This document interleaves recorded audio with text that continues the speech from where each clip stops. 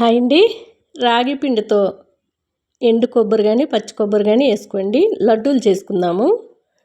ఇదైతే బెల్లం చెక్కి అండి, బయట నుంచి మా హస్బెండ్ కొనుక్కొచ్చారు. చాలా బాగుంది. ఒకటి ఎర్రగా ఉంది చెక్కి, ఒకటి కొంచెం నార్మల్గా బ్రౌన్గా ఉంది. ఈ బ్రౌన్ది ఎక్కువ తీపి అనేది ఉంటుంది, ఆరెంజ్ కలర్లో ఉన్నది లైట్గా తీపి అనేది ఉంటుంది, స్వీట్ అనేది తక్కువ ఉంటుంది. ఆ బ్లాక్ది అనేది ఎక్కువ ఉంటుందండి స్వీటు, చాలా బాగుంటుంది. ఇలాంటి బెల్లం చక్కగా అరిసెలకి అయితే బాగుంటుంది. నేను ఇది పగలగొట్టుకొని చిన్న చిన్న పీసెస్లా చేసి ఒక బాక్స్లో అయితే స్టోర్ చేసుకుంటాను. మా ఇంట్లో ఏంటంటే డైలీ బెల్లం చాయే తాగుతారు. నాకు చాయ్ కోసం అయితే ఎక్కువగానే అవుతుంది బెల్లం, అందుకని ఎప్పటికప్పుడు తీసుకొస్తారు. రాగి పిండి, ఎండు కొబ్బరి కానీ పచ్చి కొబ్బరి కానీ వేసుకొని లడ్డూలు చేసుకున్నాము. నేనైతే ఎండు కొబ్బరి తీసుకున్నాను. టేస్ట్ చాలా బాగుంటుందండి. మీరు ఒక్కసారి ఇలా ట్రై చేశారంటే మీకు నెల రోజుల వరకు కూడా బయట ఉంటుందండి ఈ లడ్డు. మీ పిల్లలు తినొచ్చు, ఆరోగ్యంగా ఉండొచ్చు.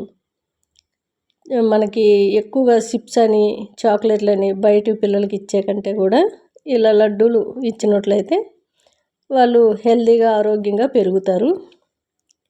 మనకి రాగి పిండిలో ఉండే పోషక విలువలు అందరికీ తెలిసినవే కాబట్టి ఫుల్గా ఐరన్ కానీ బాడీకి, అట్లానే మనకి మోకాలు నొప్పులు రాకుండా, లేడీస్కి అయితే పీరియడ్ అనేది ఆగకుండా కరెక్ట్ డే టు డే రావాలన్నా, బొక్కలు గట్టిపడాలన్నా రాగి పిండి డైలీ ఆరోగ్యకరంగా మనం డైలీ జావ రూపంలో కానీ, ఇలా ముద్ద రూపంలో కానీ, లడ్డు రూపంలో కానీ తీసుకున్నట్లయితే ఎటువంటి హెల్త్ ప్రాబ్లం రాకుండా ఆరోగ్యంగా ఉంటామండి. పిల్లలు కానీ పెద్దలు కానీ. స్టవ్ పైన ఓ బాండీ పెట్టుకొని ఫస్ట్ ఎండు కొబ్బరి వేసుకున్నాను, 2 యాలక్కాయలు వేసుకున్నాను. అవి లైట్గా వేగిన తర్వాత మిక్సీ జార్లో తీసుకుంటాను, మెత్తగా పొడి చేసుకుందాము. అదే ప్యాన్లోకి 1 స్పూన్ వరకు నెయ్యి వేసుకున్నాను. నెయ్యి కాస్త ఎక్కువగానే ఉంటే బాగుంటుంది.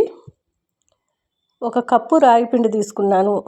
స్టవ్ సిమ్లో పెట్టి, కాస్త టైం ఎక్కువగానే పడుతుందండి, ఒక 20-30 నిమిషాల వరకు స్టవ్ సిమ్లో పెట్టి చక్కగా వేపుకోవాలి.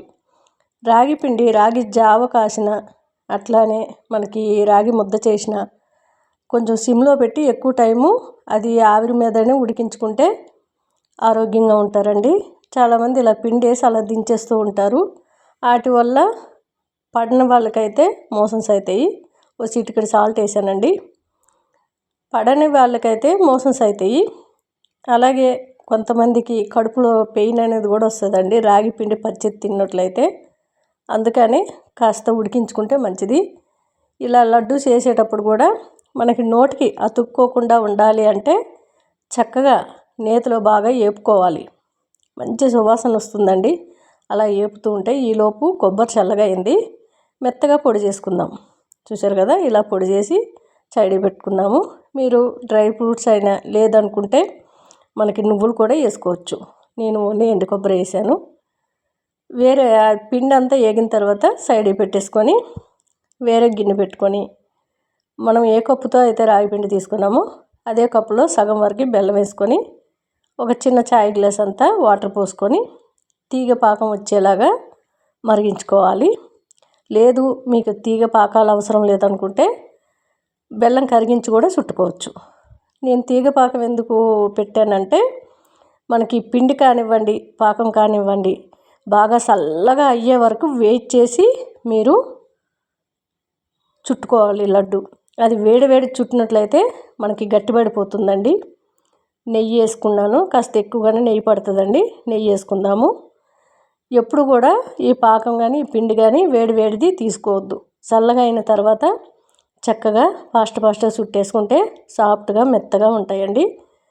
నెల రోజుల వరకు బయట అయినా ఉంటాయి, ఫ్రిడ్జ్లో అయినా ఉంటాయి. చూసారు కదా, ఇలా చక్కగా చుట్టేసుకొని ఇంట్లో అందరూ తినొచ్చండి, పెద్దవాళ్ళ నుంచి పిల్లల వరకు.